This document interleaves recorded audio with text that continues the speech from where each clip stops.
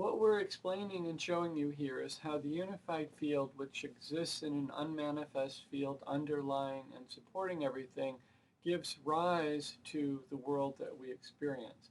And somehow, we don't need to understand how, the unified field starts moving within itself. There's a number of different descriptions of how this happens, but it's called the self-interacting dynamics of itself, of consciousness. And as it starts moving, vibrations, waves, if you will, are formed, and these vibrations become more expressed and start interacting with themselves the same way waves of an ocean interact.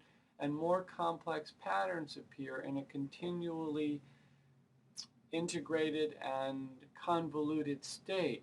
So eventually we start seeing that the world around us is created through these complicated patterns.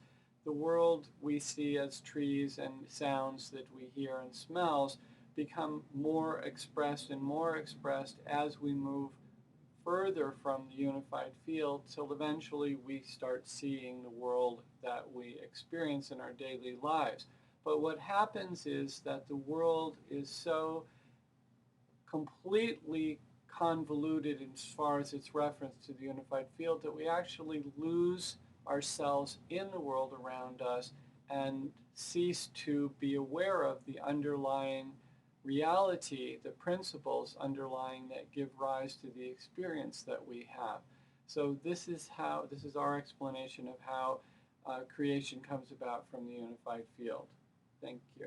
The interesting thing is that although we're captured, our attention is captured by the world around us, and it appears that this is the only reality, the unified field is infinite, and it is in fact permeating and underlying and supporting and creating every experience that we have, every thought, every word, every smell, every taste that we have 24/7, regardless of our awareness of it.